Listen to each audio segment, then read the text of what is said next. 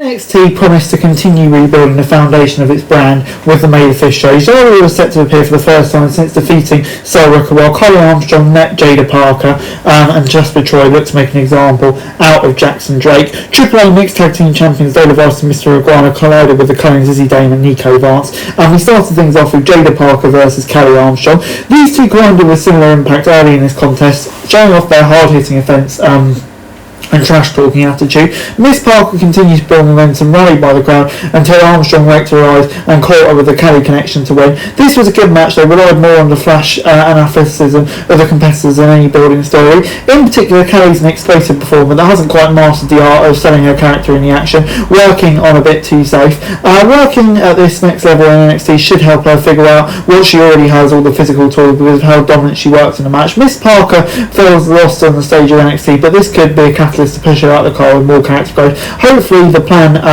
because the only reason she and Kalani should still be in NXT is to go after the title. So yeah, 6 out of 10. As we then moved on to Jasper Troy versus Jackson Drake, while Troy's power overwhelmed Drake one-on-one, Brad Baylor and Ricky Smokes continued to distract the big man to protect Drake. Drake has a back hold slam into a tornado DDT, but Troy propped back up to catch Drake, diving with an elevated choke slam. Troy threw Baylor and Smokes out of the way, but Lockwood laid out Troy with a body slam, followed by Drake's 450 to get the win. A decent match, but struggled with the flow, particularly when Troy was in control. His inexperience was obvious in comparison to Drake, which was trying to be his best to bump for the strong big man. The match itself told the story as Troy had won the Velocity Project, but it wasn't really for the impressive strength of Lockwood. Still, it would have been better to let Drake take more of a competent lead to build heat before Troy's comeback in the interference. If nothing else, the segment satisfied Lockwood as the newest member of Vanity Project, and she got a distinctive look of power that should get her far. So yeah, I'm going to give it 6 out of 10. Next up, Zara arrived with a confident swagger and revealed her and her freedom from Soulbrook as she declared her intention to win the North American title as Paxi arrived, sympathising with her anger but warning she's not going to let anyone take her title away. Lizzie Rain arrived, followed quickly by Nikita to call their shot. Lion and Reigns began to pull, but it was Zara who laid out Lions and Paxi to stand tall. The constant interruption segment in NXT stable that never leads to best segments as no one gets enough time to make an impact. Luckily, Zara opened and closed segments to solidify herself as a clearest threat. Reign doesn't need an extended feud with Lions, but putting her name in the title scene is interesting. The real goal though should be Paxi v Zara to deliver at the next PLE, I think. Before we moved on to Lola Vice and Mr. Iguana versus the Cullens, Izzy Dame and Nico Vance. The chaotic style of Iguana and Vice caused quick problems for the Cullen, especially when Yesco was involved. The power of Vance turned the tide, and he nearly knocked out Iguana with a discus headbutt. Dane made sure Vice was taken off the ramp to avoid an early tag out. When the NXT Women's Champ got out of the tag, she rolled over Dane with a series of hard strikes. Vance tried to make the same, and the champs hit simultaneous hip attacks on their opponent. After Vice hit a strong roundhouse, Vance stopped the referee's count. Vance then took out Iguana outside, followed by a rocket kick for the victory. This was a good match despite the formulaic booking.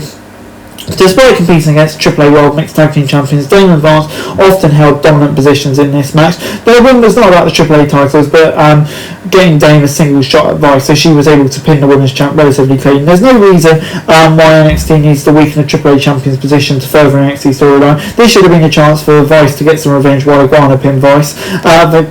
Vice should not be taking non-title losses this early in the reign, especially against an inconsistent Dame who's lost multiple big matches. The positive was that Iguana and Vice followed well throughout the match, delivering the best action of the night by a wide margin. Vance is also getting better with regular opportunities. He and Dame look good together, if not good enough to beat the only mixed champions in WWE right now. So I'm going to give it 5 out of 10. Next up, it was time for Dark States, Cutler James and Dallas Griffin versus Hank and Tank.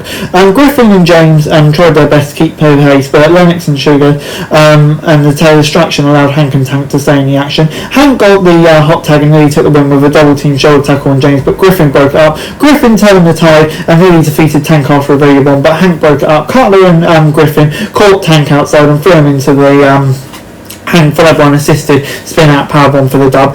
This was fun, but hardly inspiring, one that you'd expect for two rising tag teams. In particular, James and Griffin heavily relied on Hank and Tank's explosiveness to get the crowd invested at all. Despite Hank and Tank doing the heavy lifting, they were never really sold themselves as a real threat to win against Dark State. All of Dark State's drama is not interesting, and it leads to fairly flat performances in what should be big match moments. Hopefully this one will get the group back on track, or NXT's ready to break up Lennox and Sugar sooner rather than later. I'm going to give it a 5 out of 10. We then got Tony D'Angelo versus Tavian Heights in the main event, and the athleticism of Heights allowed him to get an early edge against Tony D, who grew angrier throughout the contest. A flag splash from the challenger got him an earful, but also seemed to push Tony D to another level as he began throwing around Heights. Forget about it, picked up an earful for the champ. Heights followed up with a belly-to-belly, but Carl Hendricks arrived to distract him from the pin. Afterwards, D'Angelo and Heights shook hands, only the same mystery man from last week to attack again. After sending the champ and challenger crashing through the announce table, he announced himself as Mason Rook. This was a solid main event where Tony D gave Heights a strong spotlight for his grappling style. It was surprising though that the champ didn't get more strong offense sequences. The ending was a complete miss as NXT tried to oversell the chaos of the New Look brand by using Hendricks, who's done nothing to make himself stand out. Especially with Rook and Nakari on the hunt for D'Angelo, the champ should have picked up a clean victory to put one of those challengers behind him. Instead, Hendricks has somehow introduced himself as both the NXT and North American champion pictures. Well done, little to sell why. As far as the odd presentation of Rook, this makes him look a more realistic threat to Tony D, but yet to see him fully, especially since he's the only guy in NXT right now that Vic Joseph supposedly does not know.